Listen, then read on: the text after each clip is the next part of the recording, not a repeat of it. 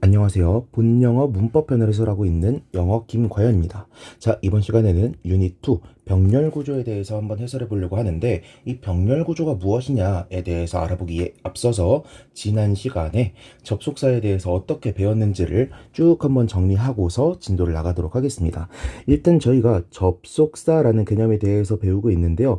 접속사라는 개념에 대해서 배우기에 앞서서 우리가 뭘 정리할 거냐면 연결장치라고 하는 것에 대해서 먼저 정리하려고 합니다. 자, 일단 수험적으로 쓸모있는 설명을 먼저 드릴게요. 자, 연결장치는 크게 두 가지로 나눌 수가 있습니다. 첫 번째, 뒤에 명사구를 가지고 오는 녀석이 있고요. 두 번째, 뒤에 절을 가지고 오는 녀석이 있습니다. 일단 명사구를 가지고 오는 걸 우리는 전치사라고 부르고요. 절을 가지고 오는 녀석들은 몇 가지 종류가 더 있다라고 했었죠. 그래서 가장 대표적인 녀석이 누구이냐? 첫 번째, 우리가 지금 배우고 있는 접속사라는 개념이고요. 두 번째, 제가 WH 단어라고 소개해 드릴 거, WH 어구라고 소개해 드릴 게 바로 이 두 번째가 됩니다. 자, 일단은 WH 단어는 뭐 나중에 배우겠지만 관계사와 의문사로 나누게 될 텐데, 이거는 당장 우리가 배울 내용은 아니니까 일단 제끼고 보면 접속사라는 녀석을 또 둘로 나눌 수 있겠죠. 첫 번째, 등위 접속사라는 게 있고요. 두 번째, 종속 접속사라는 게 있습니다. 그리고 등위 접속사랑 굉장히 비슷한 개념이 있으니 그게 바로 상관 접속사라는 것이었고, 이것까지 지난 시간에 배웠었죠. 일단 여기까지 설명드리면 일반적인 접속사에 대한 개념이 조금 잡히셨으리라고 봅니다. 영어에서 무언가를 연결하는 장치인데 자기 뒤에 절을 이끌고 나오는 게 접속사고, 그 중에서도 등위 접속사, 종속 접속사가 있는데 지난 시간에 배운 건 등위 접속사와 그것과 관련된 상관 접속사였다라는 거죠. 됐죠? 그런데 이렇게만 설명을 하게 되면 완전한 설명이다, 불완전한 설명이다, 불완전한 설명이다 라고 했었습니다. 사실은 연결장치라고 해놓고 제가 뒤에 절을 이끌고 나오는 걸 접속사라고 설명을 했지만, 사실 접속사라고 하는 건 한 요소와 한 요소를 연결하는 것들 전부를 말하는 거예요.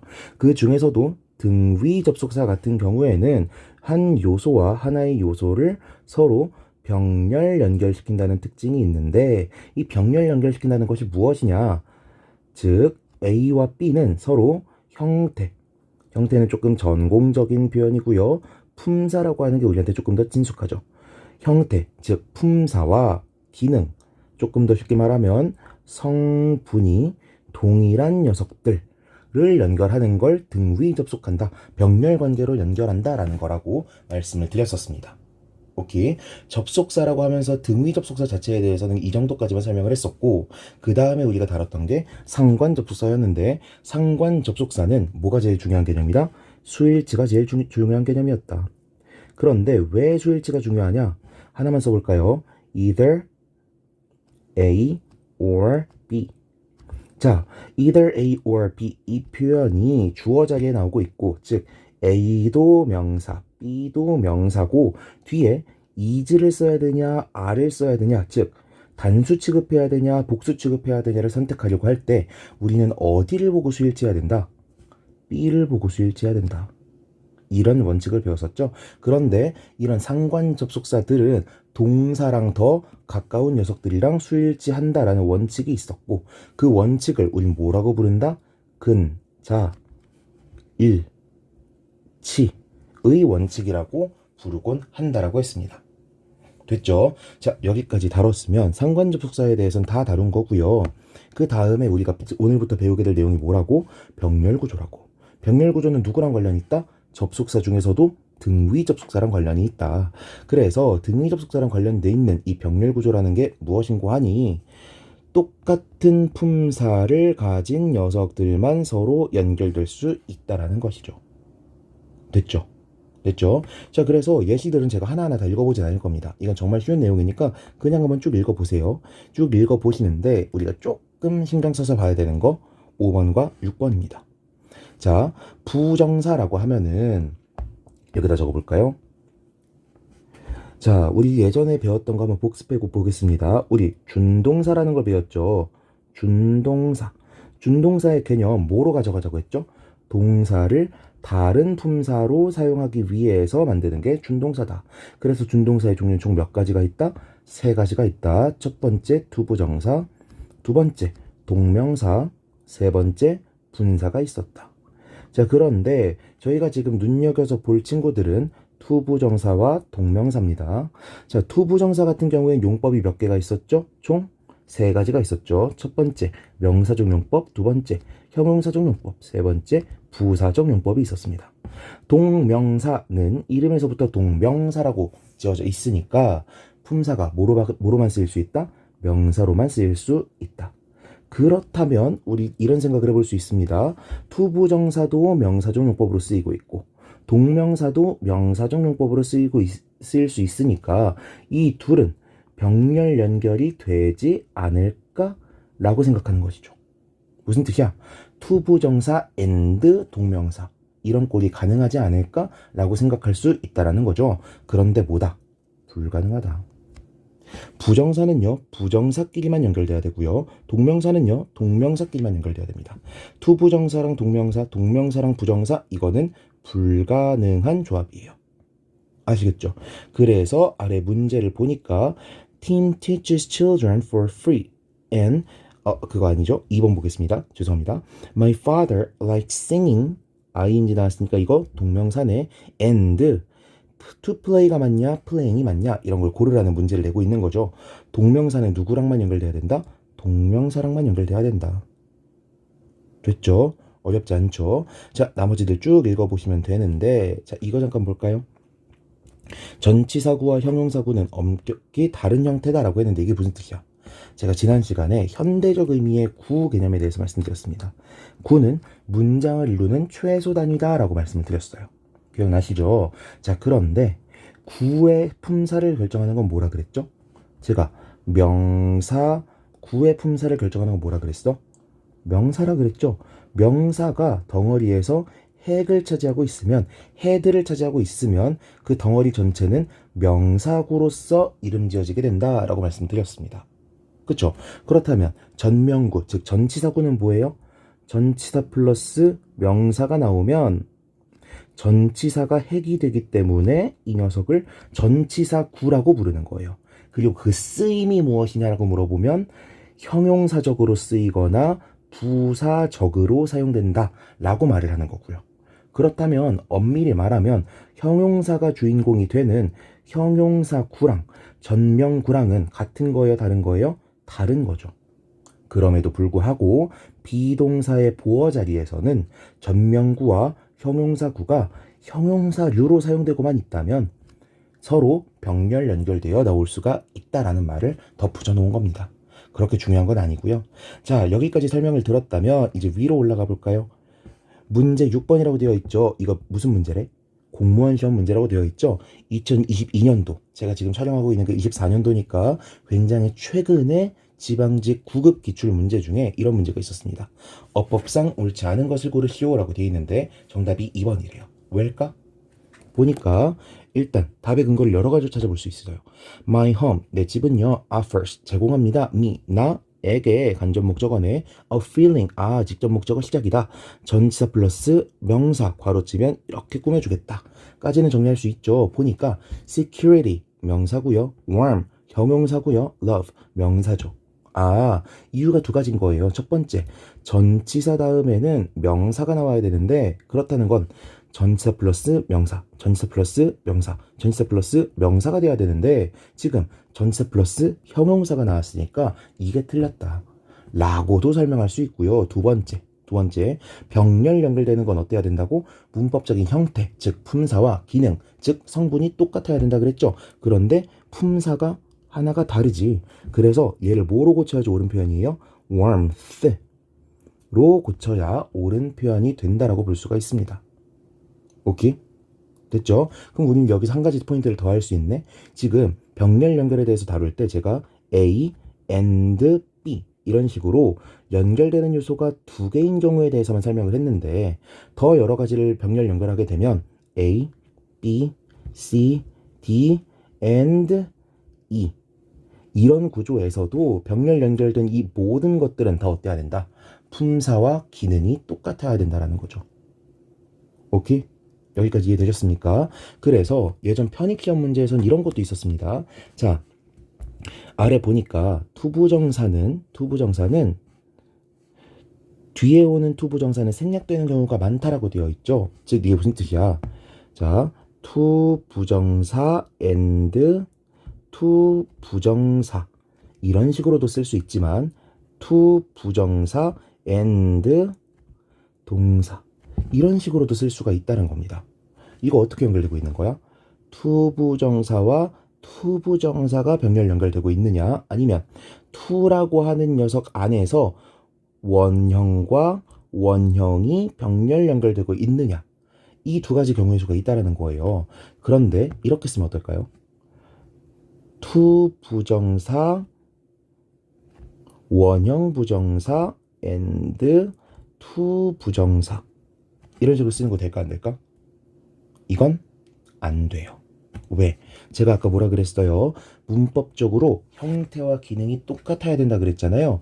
근데 동사 원형 부정사를 병렬 연결할 것이냐, 아니면 투부정사 전체를 병렬 연결할 것이냐는 엄연히 다른 거예요. 그런데 지금 볼까요? 앞에 보니까 여기까지만 딱 보면은 뭐랑 연결하고 있는 거야? 동사 원형과 동사 원형, 즉 원형 부정사와 원형 부정사를 연결하고 있는 건데, 여기 뒤에 and 뒤까지 보게 되면 뭐예요? 투부정사 덩어리를 병렬 연결하고 있는 거죠. 이렇게. 그러면 문법적으로 옳게 바꾸려면 어떻게 해야 돼요? 둘 중 하나 해야겠지. 첫 번째, 여기에 to를 붙여주거나, 아니면 두 번째, 얘를 지워주거나, 둘 중 하나를 해야겠죠. 오케이? 이게 옛날 편입 문제에서는 조금 나왔던 포인트인데 최근에는 나오고 있지 않아서 제가 필기까지는 하지 않았고 그냥 한번 이렇게 구두로만 설명을 드립니다. 자, 넘어가 볼까요?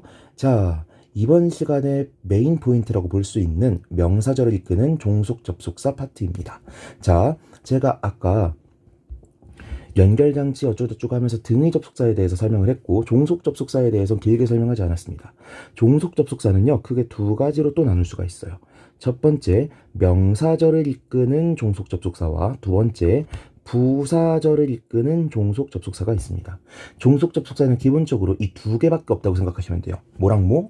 명사절을 이끄는 애와 부사절을 이끄는 애. 근데 지금 유닛 이름이 뭐예요? 명사절을 이끄는 종속 접속사죠. 둘 중에 뭐를 공부하겠다? 명사절을 이끄는 접속사를 공부하겠다라는 겁니다. 자, 다음 페이지 넘어가 볼까요? 자, 명사절을 이끄는 접속사들은 크게 세 가지가 있다고 합니다. 한번 여기다가 정리해 볼까요? 자, 종속 접속사에는 뭐랑 뭐가 있다? 명사절을 이끄는 것과 부사절을 이끄는 게 있다. 그런데 명사절을 이끄는 녀석들은요, 크게 두 가지로 나눌 수가 있습니다. 첫 번째, 단정의 의미, 확실의 의미를 나타내는 접속사인 that이 있고요. 의문의 의미, 불확실의 의미를 나타내는 whether, if가 있습니다.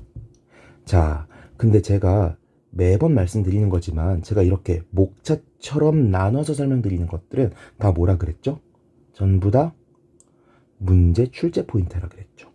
그쵸? 제가 여기에서 이런 식으로 나눠드렸다는 건 무슨 뜻이에요? 전치사와 절을 이끄는 녀석들을 구분할 줄 알아야 되고, 접속사와 WH 단어들을 구분할 줄 알아야 되고, 등의 접속사와 종속 접속사를 구분할 줄 알아야 되고, 명사절을 이끄는 종속 접속사와 부사절을 이끄는 종속 접속사를 구분할 수 있어야 된다는 걸 설명드리고 있다는 겁니다. 자, 그런데 지금 제가 명사절을 이끄는 접속사는 또 뭐로 나뉠 수 있다고 말씀드린 거예요? that과 whether, if로 나뉠 수 있다라고 설명을 드린 거죠. 자, 일단 접속사 that에 대해서 먼저 공부를 하고 나서 나머지 내용들을 좀 더 보도록 할게요. 자, 보겠습니다. 접속사 that은요, 뭐뭐라는 것이라고 해석을 하게 되고요. 명사절을 이끈다고 했으니까 우리 명사가 문장 내에서 뭐로 쓰이죠? 주어나 목적어나 보어로 사용된다는 거 이제는 달달달달 외우셔서 아실 겁니다. 즉, 명사절을 이끄는 접속사 that이 이끌고 있는 절 전체는 문장 내에서 뭐로 쓰일 것이다? 주어나 목적어나 보어로 쓰일 것이다. 그게 여기에 쭉 나와 있는 거죠. 보겠습니다. That he has royal blood is true. 그러면 지금 제가 밑줄 그어놨죠? that부터 blood까지가 하나의 명사절이고 절이라고 하는 건 무조건 완전한 절을 말하는 것이다 라고 말씀드렸습니다. 그래서 보니까 that 뒤에 주어 있고요. 동사 있고요. 목적어가 있는 완전한 절이 따라오고 있죠. 해석 어떻게 하면 돼? 그가 has 가지고 있다는 것. 뭐를? royal blood를 가지고 있다는 것은 is true. 진실이다. 이런 문장이 되는 거죠. 오케이. 2번 볼까요? 목적어로도 당연히 사용될 수 있대. She said. 그녀는 말했습니다. that 이하라고. 전 맨날 선생님들이 that이야 이런 무슨 뜻인지 몰랐었는데 that 이하라는 겁니다. that부터 쭉 이란 뜻인 거예요. 오케이? that 이하가 어떻게 돼 있죠? 이렇게 되어 있죠.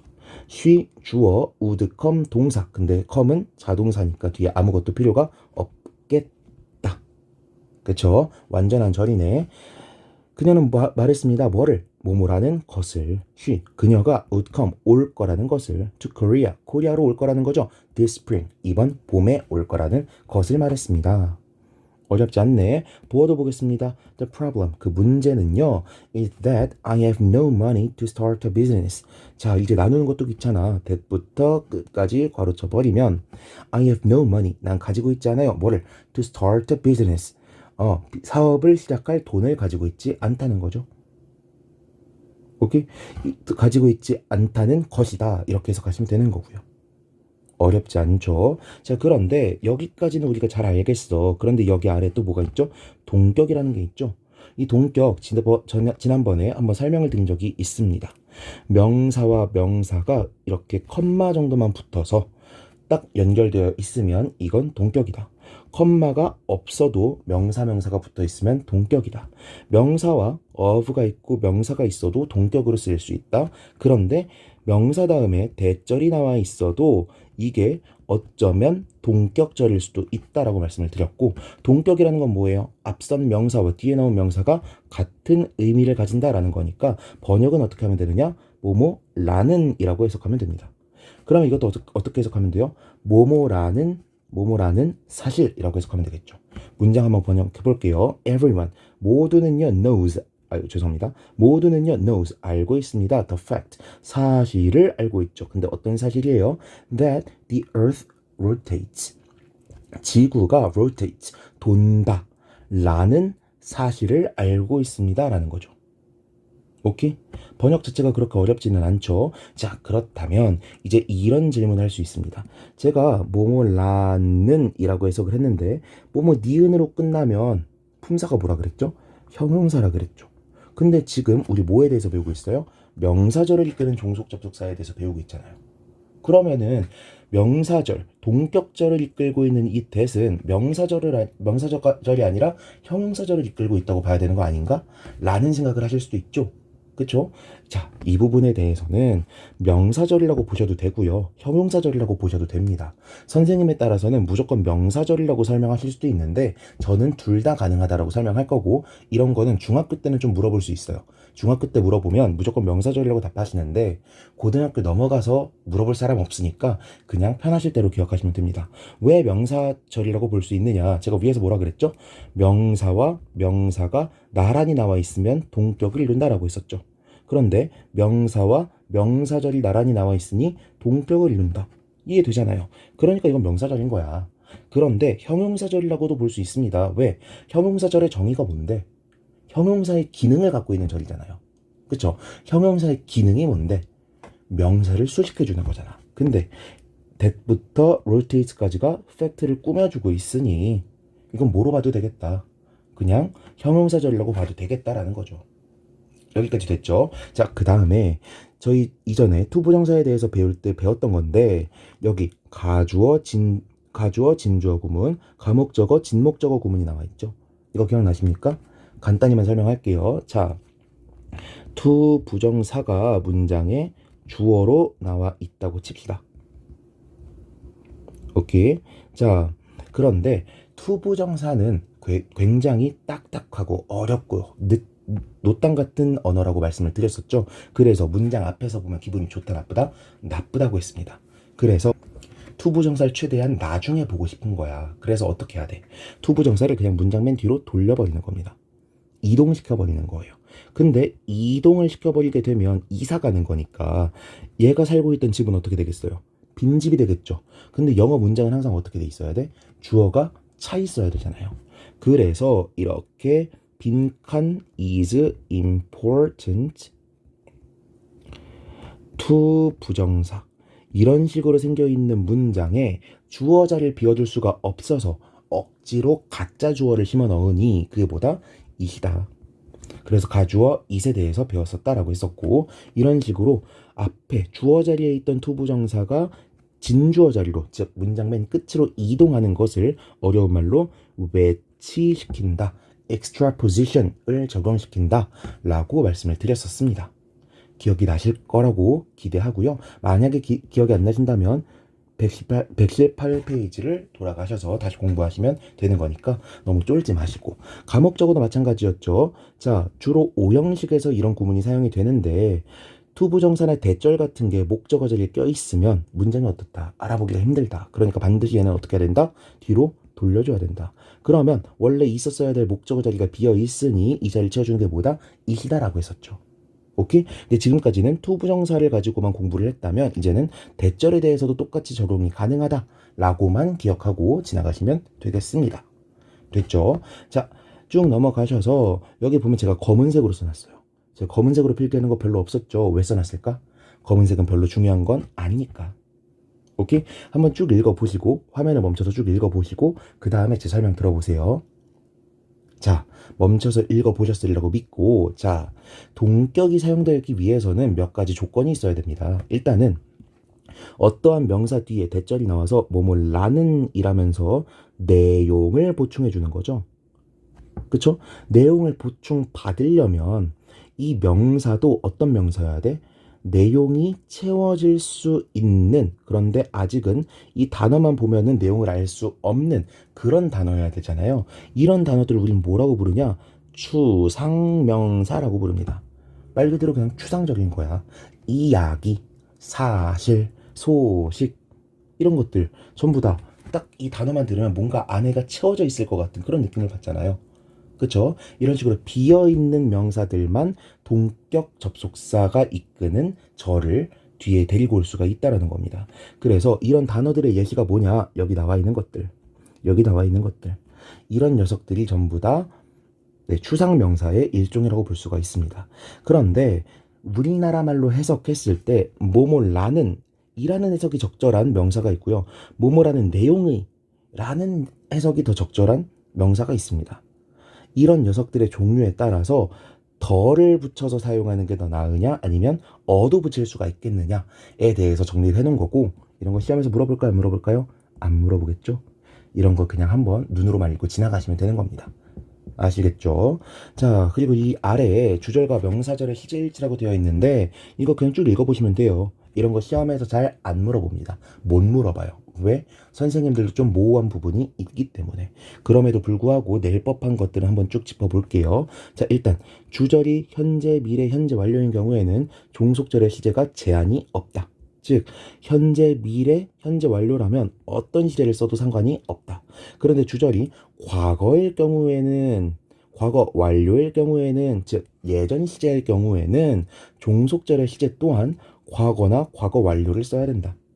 그런데 이것에 예외가 있었으니 그게 뭐다?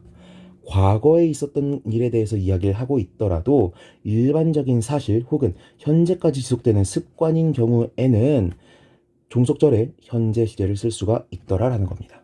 한번 쭉 읽어보시고 해석만 하고 지나가시면 되겠습니다. 됐죠? 자, 그리고 나서 옆에를 넘어가 보니까 whether if가 나와 있는데 이 부분은 교재가 아니라 프린트를 통해서 설명을 드리도록 할게요. 자, 보겠습니다. that과 whether if를 구분할 수가 있는데 제가 아까 that은 뭐라 그랬어요? 뭐뭐라는 것이라고 해석되는 거라 그랬죠. whether if는 뭐라고 해석되냐면 뭐뭐인지 아닌지라고 해석이 됩니다. 근데 보니까 뭐뭐지라고 해석이 되고 있네. 제가 뭐뭐지라고 해석되는 건 뭐라 그랬죠? 보통 의문사랑 관련되어 있는 거라고 했었죠. 즉 whether if는요 의문사랑 성격이 굉장히 비슷한 녀석이라는 겁니다. 근데 또 의문사는 아니야. 그래서 얘를 뭐라고도 부르냐면 의문사적 접속사다 라고 부르기도 합니다. 아무튼 근데 뭐야? 접속사라는 게 중요한 거예요. 자, 그런데 둘의 해석 차이로 인해서 문법적인 차이도 생겨나게 됩니다. 그게 무엇이냐? 자, 뭐뭐라는 것이라고 해석이 된다는 건 말 그대로 딱 단정적인 녀석이죠. 그리고 뭐뭐인지 아닌지라고 해석된다는 건 불확실하고 약간 의문이 담겨져 있는 녀석이죠. 그쵸?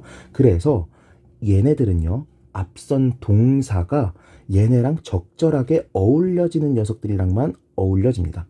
이게 무슨 뜻이냐? 아마 예문을 통해서 볼게요. I wonder that she wears a red dress. I wonder if she wears a red dress. 보니까 wonder 그럼 뭐뭐를 궁금해하다는 뜻이거든요. 근데 나는 그녀가 드레스를 입었다는 것을 궁금해한다. 말 돼요? 말 돼요?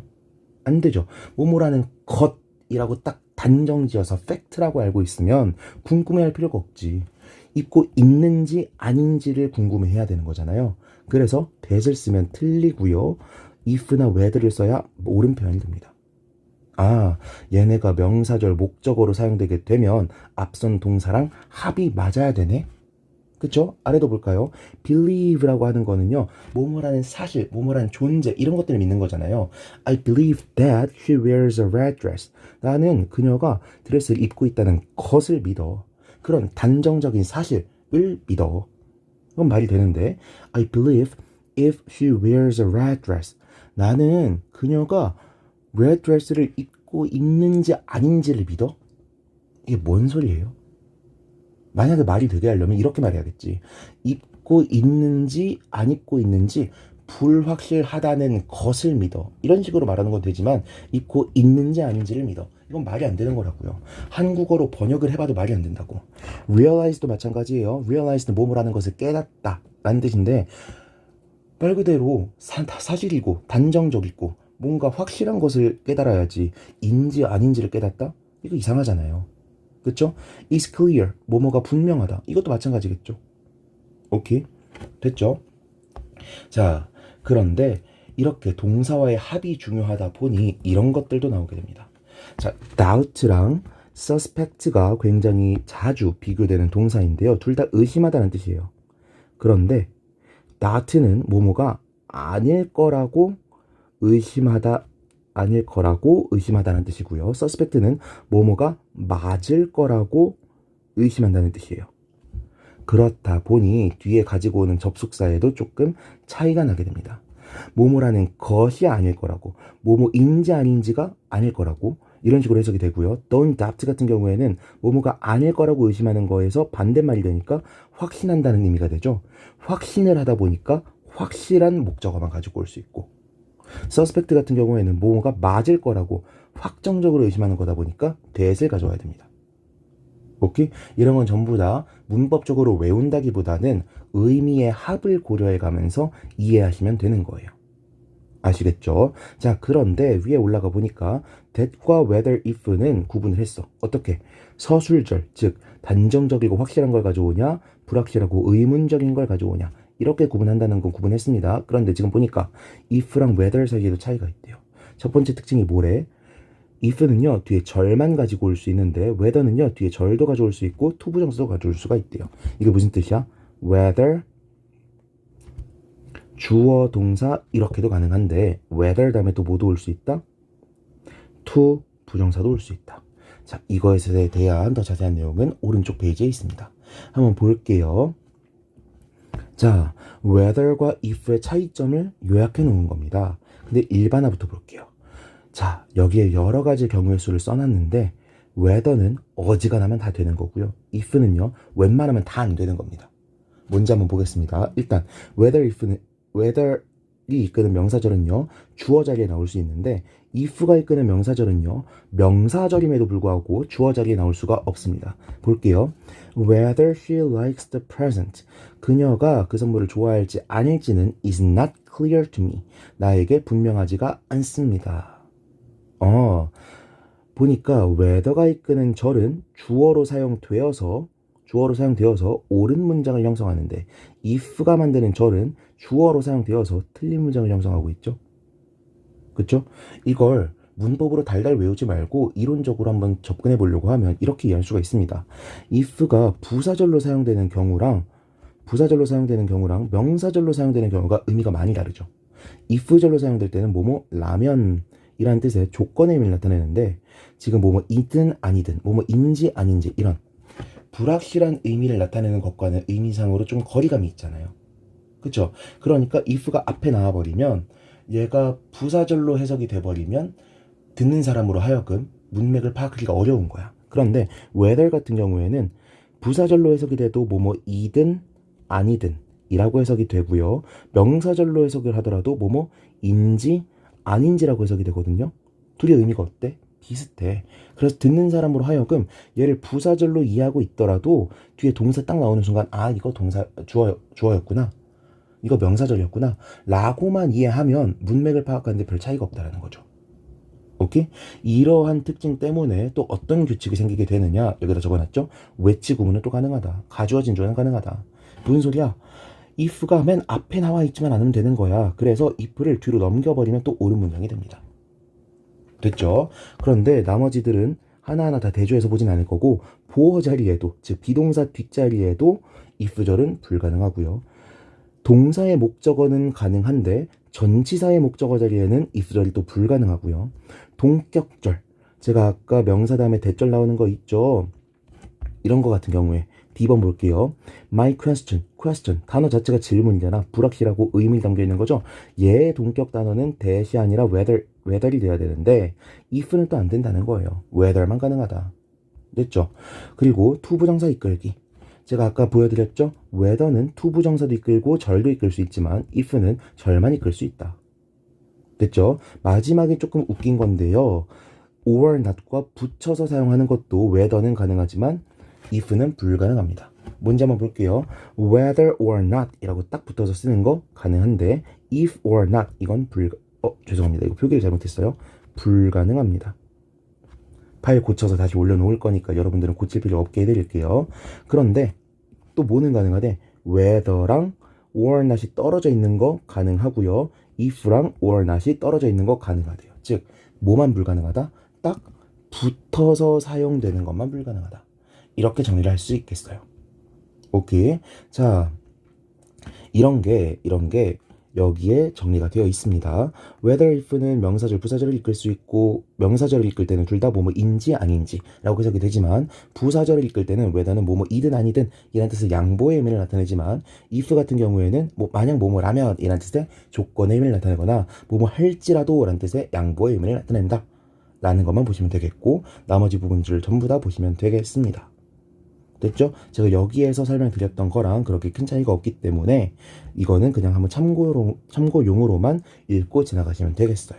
자, 그런데 지금 33분이나 지나갔지만 이것까지는 한번 설명을 드리려고 합니다. 많은 학교 선생님들, 학원 선생님들이 설명하지 않는 거고요. 심지어는 이 문형이 틀렸다고 설명하기 때문에 한번 다루고 넘어가려고요. 그게 뭐냐?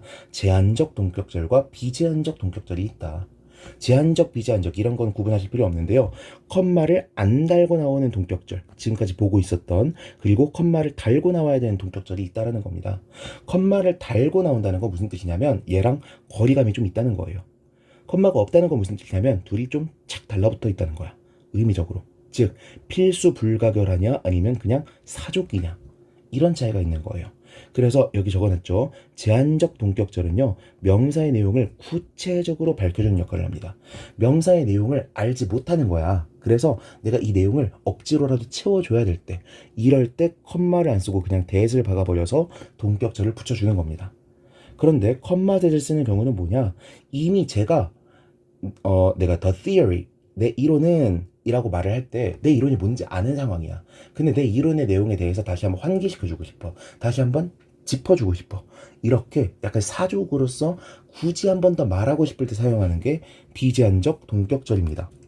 근데 어떤 선생님들이 문법을 가르칠 때 그냥 컴마 that은 불가능해 라고만 설명을 하시다 보니까 컴마 다음에 나오는 동격절도 불가능하다고 잘못 생각하시고 잘못 가르치시는 경우들이 있어요. 실제로 우리 시중에 있는 문법 교재에는 이런 설명이 나와 있는 교재가 거의 없습니다. 그래서 제가 여기에다가 굳이 한번 적어 놓은 거고 이걸 왜 다루고 있는지는 옆에 페이지에서 다시 한번 말씀드릴 거예요. 예문들을 좀 볼게요. His main argument, 그의 그 주된 주장은, 근데 그된 주장이 뭐야? That scientific laws have no exceptions. 과학적인 법칙에는 have no exceptions. 예외를 가지고 있지 않다. 라는 그의 주된 주장은 was considered. 여겨졌습니다. absurd. 이상하다고 여겨졌습니다. 자, 이거 that 앞에 뒤에 있는 컴마를 빼고 쓰더라도 말은 됩니다. 어떤 경우에는 제가 그의 주장이 뭔지 모르는 거야. 듣고 있는 사람이 그 사람의 주장이 뭔지 모를 때는 이 컴마를 빼놓고 쓸 겁니다. 근데 지금 컴마를 박아놓고 쓰고 있죠? 이건 무슨 뜻이야? 맥락이 어떤 거예요? 지금 그의 주장에 대해서 줄줄줄줄 설명하고 있었어. 그런데 내가 이게 이상하다라고 말을 할 건데 이상하다고 말하기에 앞서서 얘가 뭐라고 짓거렸는지를 다시 한번 그냥 한 번 더 굳이 말해주고 싶었던 거예요. 오케이? 이해됩니까? 오케이?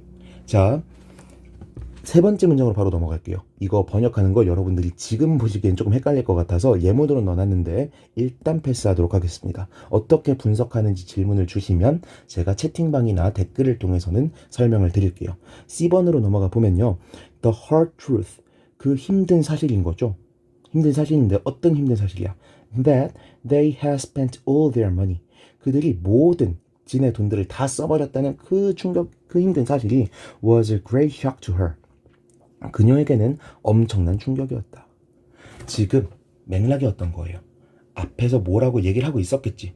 그 사람들, 여기서 데이라고 지칭하고 있는 사람들이 돈을 충분히 많이 가져갔는데 이걸 다 써버려가지고 거지가 돼버렸다는 내용을 말하고 있었던 거야. 오케이? 그런데 이제 그 다음에 나레이션으로 나오는 거죠. 그 엄청난 사실. 그 사실이 뭐였나? 걔네가 돈을 그렇게 많이 가져가고도 다 써버렸다는 그 충격적인 사실이 그녀에게는 굉장히 충격으로 다가왔다. 이런 식으로 말하고 있는 거죠. 즉, 여기 컴마가 붙어 있다라고 하는 것은 앞에 나와 있는 추상명사 his main argument, your criticism, the hard truth 이런 녀석들이랑 거리감이 있는 녀석이고 거리감이 있다는 건 뭐다? 필수적인 정보는 아니다. 필수적인 정보가 아니란 건 뭐다? 사족이다. 사족이라는 건 뭐다? 이미 맥락적으로 듣는 사람 혹은 독자로 하여금 이 내용이 공유되고 있다는 뜻일 가능성이 높다라는 겁니다. 이해되셨죠? 자, 그런데 이거 문법책에도 잘 나오지 않는다는 거 보면은 우리가 잘 만나기도 힘든 녀석인 것 같은데 심지어는 학교 선생님, 학원 선생님들도 이거 잘 모르신다는 것 같은데 이걸 왜 가르치고 있냐? 이것 때문입니다. 자, 2020학년도 수능 30번에 이러한 문장이 나왔고요. 이 문장을 EBS에서도 잘못 해석해놨어요. 그리고 이 잘못 해석한 부분들을 많은 강사님들께서 지적을 하셨는데 한편 또 다른 많은 선생님들은 이 동격 대절, 컴마 대절에 대해서 모르고 계셔가지고 똑같이 EBS랑 똑같이 잘못된 해석을 하시기도 하셨습니다. 그런다면 볼게요. 자, The fallacy of false choice. 잘못된 선택의 오류는 제가 뭐 다른 블로그들 찾아보다 보니까 이게 흑백의 논리라는 뜻으로도 번역이 될 수 있다고 하는데 일단은 잘못된 선택의 오류라고 한번 번역할게요. 잘못된 선택의 오류는 misleads, 오도합니다. 잘못 이끕니다. 언제 잘못 이끌어? When we are insufficiently attentive. 우리가 불충분하게 attentive, 주의할 때, 신경 쓸 때. 뭐를 신경 쓰는 거야? To one important hidden assumption. 중요한 숨겨져 있는 가정, 전제, 단정 이런 것들에 불충분하게 신경 썼을 때, 즉 제대로 신경 안 쓰면 호도한다는 거죠. 오케이? 여기까지는 제대로 전부 다 해석하셨어. 그런데 뭐가 문제야? 컴마가 나와 있고 대시 나와 있죠. 근데 대부분의 사람들은 뭐라고 알고 있다고? 동격절은 앞에 컴마를 가져올 수 없다고 알고 있다고. 그러니까 선생님들이 뭐라고 번역할 수밖에 없는 거예요. misleads는 애초에 타동사야. 얘는 애초에 타동사니까 지금 여기에도 컴마가 있었어야 되는데 저자가 실수로 빼먹은 거고 이 대절이 목적어야. 이렇게 번역하신 거죠. 그러면서 뭐라고 해석하신 거냐? 뭐뭐한 방향으로 오도하다. 대절로 오도하다라고 잘못 번역하신 겁니다. 근데 이거 제가 지금 짚고 있지만 잘못 번역한 거예요. EBS 번역본 읽어보시면은 뭔 소리인지 알아들을 수가 없습니다. 뭐라고 해석하는 게 옳은 거냐면 그 숨겨져 있는 잘못된 단정, 그 가정의 내용이 뭐냐? The choices, 선택들인데 which have been made explicit. 이거 아직 안 배웠으니까 대충 해석할게요. 분명하게 되어진, 분명하게 밝혀진 그 선택지들이 exhaust. 모든 것을 다 잡아먹어. 총 망라하고 있는 거야. 뭐를 망라하고 있어? The sensible alternatives. 모든 분별 있는 이성적인 선택지들을 망라하고 있다는 그 잘못된 숨겨져 있는 중요한 단정에 대해서 우리가 불충분하게 신경 쓰게 되면 얘가 우리를 오도하게 된다는 거죠. 이 뒤에 목적어가 생략되어 있는 겁니다. 당연히 us. 우리들을 오도하겠지. 사람들을 오도하겠지. 오케이? 됐습니까? 제가 이렇게 번역을 해드려도 뭔 소린지 모르실 수가 있는데 이런 거예요. 흑백 논리라고 번역하신 선생님들이 있다고 했었죠.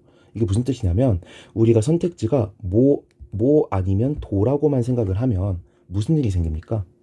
선택지가 사실은 C, D, E, F 막 이런 것들이 있었을 수 있어. 수많은 분별 있는 선택지들이 있었을 수도 있는데 우리한테 너무 명확하게 제시된 두 가지 선택지가 딱 있단 말이야. 흑백의 선택지가 딱 있어. 그럼 우린 뭐라고 착각해요? 아, 이 두 가지 선택지들이 뭐 가능할 수도 있는 이런 모든 선택지들을 총망라하는 모든 것을 대표할 수 있는 모든 것을 고려하고 있는 그런 선택지겠거니 라고 착각할 수가 있다는 거죠. 오케이? 그런 식으로 the fallacy of false choice가 우리를 호도할 수 있다는 거예요. 오도할 수 있다는 겁니다. 오케이? 이렇게 말씀드려도 이해가 안 되시면 넘어가시면 되고요. 아무튼 실제 수능에서도 이렇게 출제가 되는 문형이기 때문에 한번 긴 시간 들여서 설명을 드렸고요. 이해가 되지 않는 부분이 있다면 댓글을 통해서 남겨주시거나 영상 소개란에 있는 오픈 채팅으로 들어오셔서 질문을 주시면 감사드리겠습니다. 마지막으로 필기를 다시 한번 보시고 싶은 분들을 위해서 이렇게 다시 한번 띄워드리니 잠깐 멈춰가지고 필기는 베껴보시고 이렇게 해서 수업 마치도록 하겠습니다. 이상 수고하셨습니다.